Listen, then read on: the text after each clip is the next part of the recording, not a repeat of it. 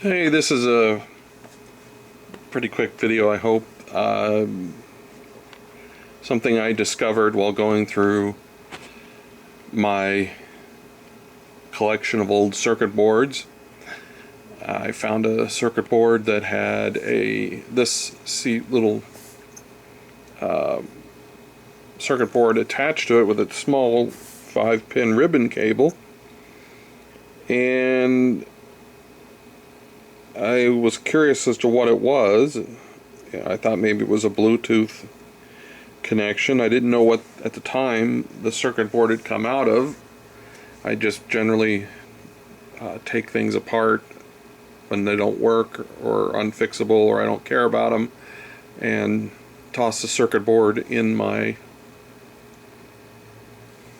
filing cabinet, and then if I need any kind of esoteric parts, sometimes I can find them.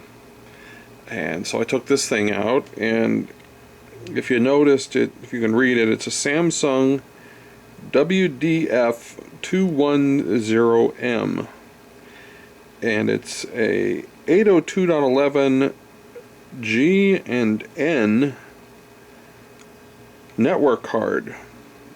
And I thought it was curious and looked it up, and this little 5-pin connector here had the same pinouts as USB. I found a document online, and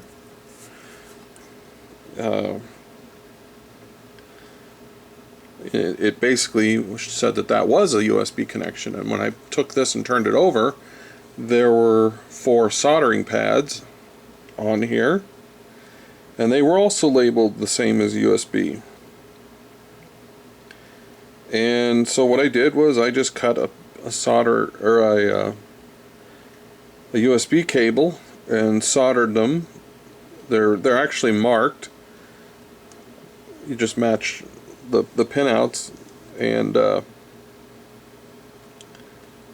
you plug in the USB connector, and this thing is seen by Windows as a 802.11n network device. Now, it doesn't have drivers for it, and I'll include a link to where you can get drivers for it for Windows 7. Windows 8 appears the drivers are built into Windows 8, but not Windows 7, and possibly not Windows 10. The link for Windows 7, the drivers may work for Windows 10 also. And I connected it up to my wireless network here, which I think is a wireless N network, and I get speeds of 150 megabits per second through it. So I thought that was kind of cool and interesting.